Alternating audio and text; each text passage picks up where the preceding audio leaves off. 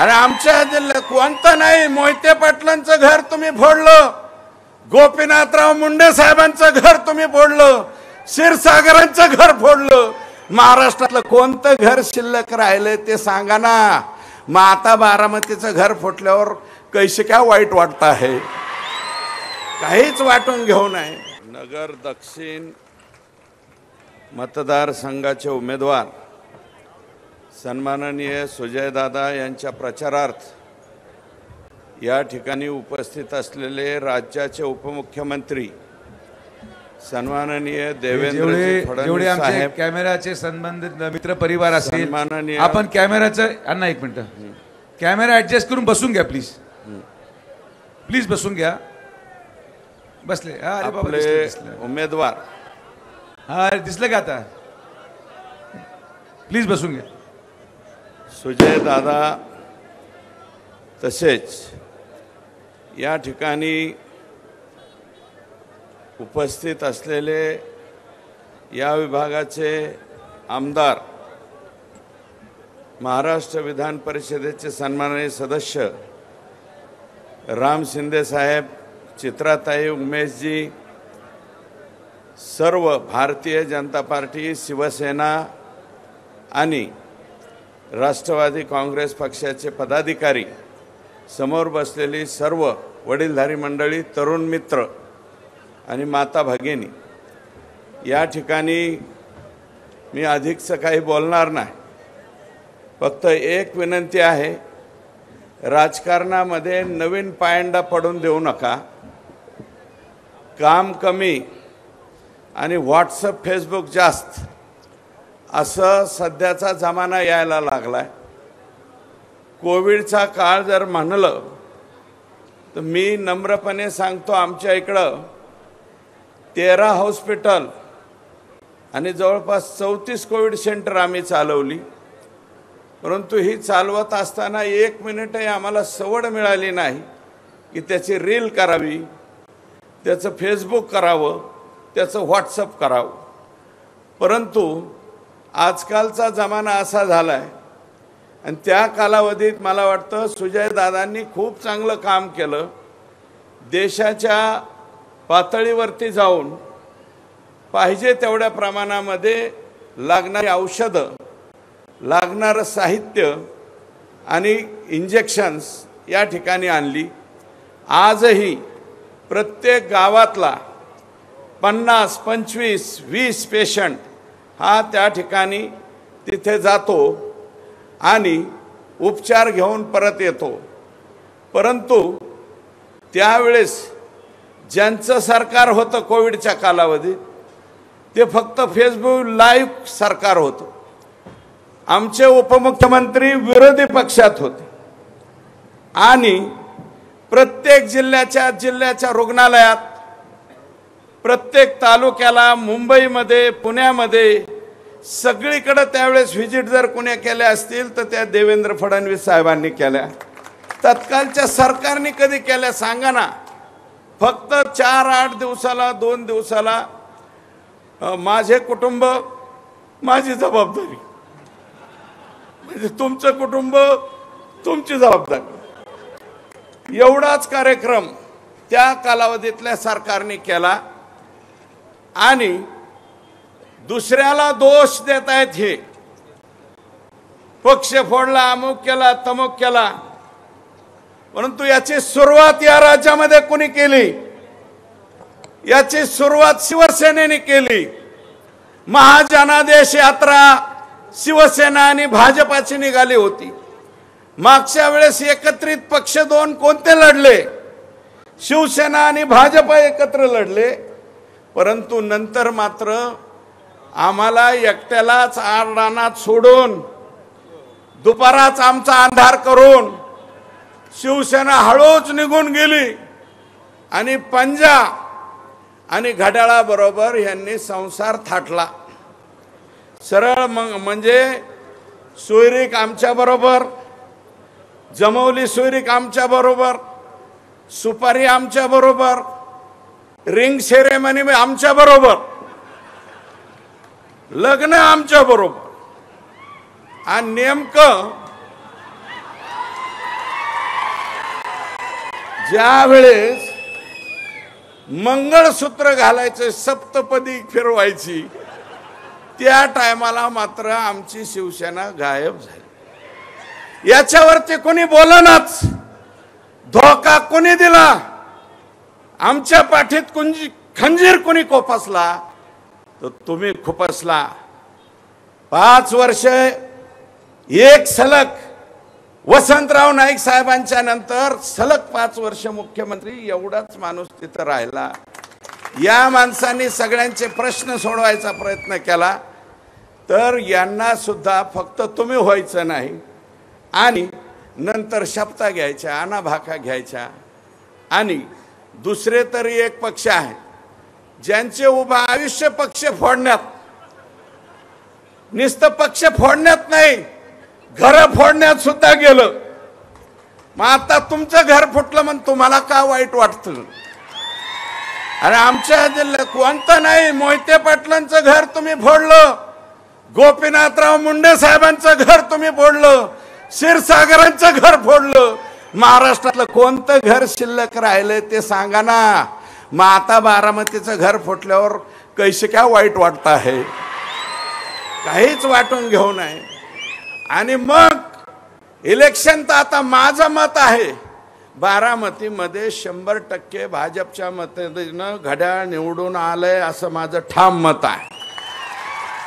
ते आदल्याच दिवशी कळालं का तर तुम्ही इलेक्शनच्या आधी जे पक्ष रडारडी पडापडी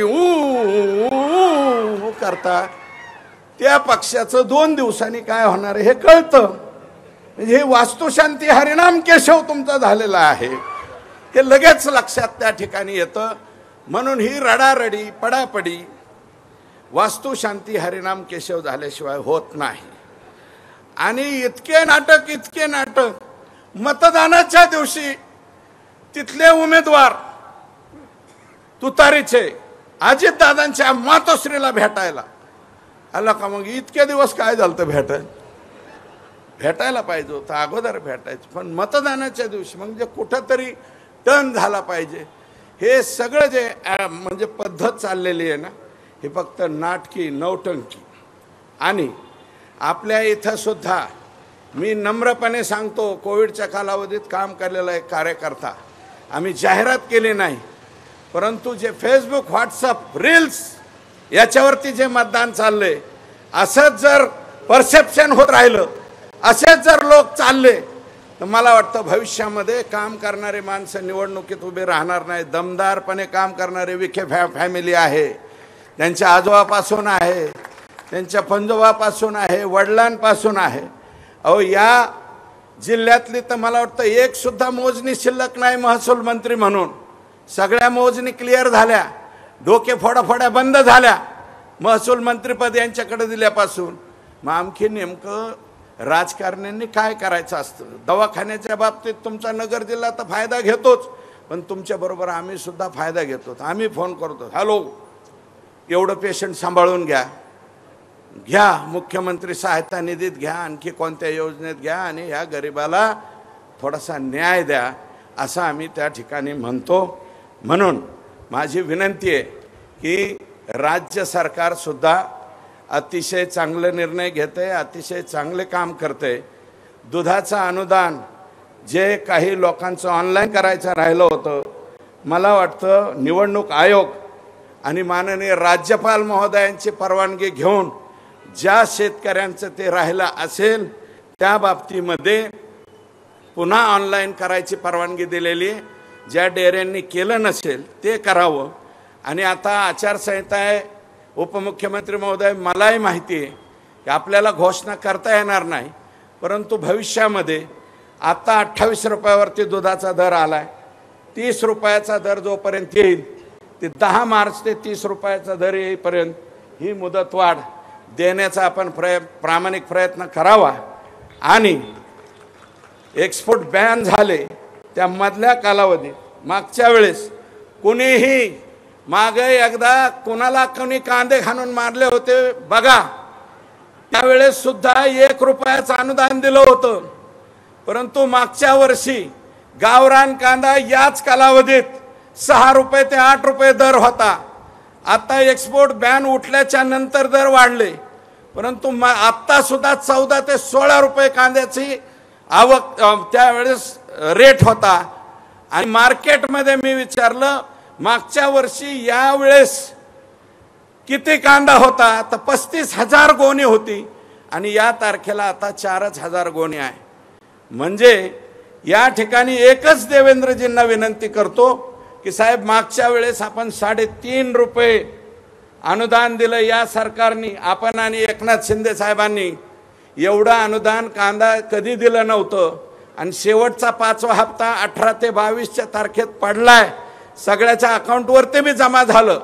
44,000 पर्यंत आधी जमा झालं आणि 44 ते 69,000 पर्यंत आत्ता जमा झालं. एकच विनंती आहे, जरी आचारसंहिता संपल्याच्या नंतर आता आपल्याला घोषणा करता येणार नाही मला माहिती आहे, परंतु ह्या मधल्या कालावधीत 54 रुपयावरती कांदा गेला, परत 20-22 वरती राहिला, पुन्हा 13, 12, 10 वरती आला, तर बेस रेट 15 पकडून त्याच्यामध्ये 10ला 5, 13ला 2 आणि 12 ज्याचा गेला असेल त्याला 2 रुपयाचा अनुदानाचा विचार ह्या येणाऱ्या अधिवेशनामध्ये आपल्याला करावा लागेल अशा प्रकारची विनंती करतो. कारण हे शेतकरी राजा थोडासा नाराज आहे त्या गोष्टीवर आणि त्यातला जर हे काम केलं तर मला वाटतं शेतकरी राजा सुद्धा नाराज होणार नाही. आणि फेसबुक व्हॉट्सअपवरच्या सगळ्याच बातम्या खऱ्या आहेत असं तुम्ही मानू नका. काल परवा 5/5/2024 तारीख टाकून 1.5 का 2 वर्षापूर्वीची 24 तासची बातमी दाखवली जाते.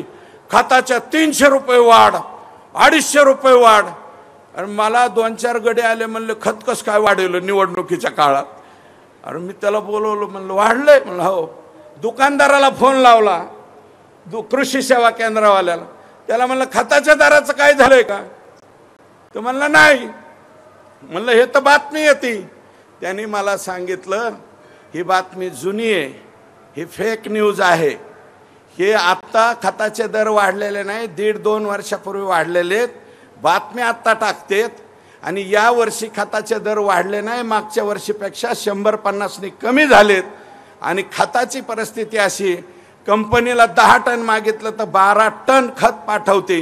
युरियाचा थोडा तुटवडा आहे, तो सुद्धा 31 मे पर्यंत क्लिअर होईल अशा प्रकारचं मला माहिती मिळाली. म्हणून फेसबुक, व्हॉट्सअप आणि सोशल मीडियावरच्या बातम्या जर आल्या तर आता 13 तारीख जवळ आलेली, तुम्ही जरा त्या विभागात चेक करून मग मत नोंदवा अशा प्रकारची या ठिकाणी विनंती करतो. आणि सुजय दादांना एक चांगला माणूस आहे, काम करतोय, त्याला पुन्हा एकदा लोकसभेमध्ये पाठवण्यासाठी अनुक्रमांक 3 सुजय राधाकृष्ण विखे पाटील आणि चिन्ह आहे कमळ. कमळ चिन्हाच्या पुढचं बटन दाबून त्यांना पुन्हा एकदा खासदार म्हणून काम करण्याची संधी उपलब्ध करून द्यावी अशा प्रकारची विनम्र विनंती करतो आणि या ठिकाणी थांबतो. जय हिंद, जय महाराष्ट्र. एबीपी माझा, उघडा डोळे बघा नीट.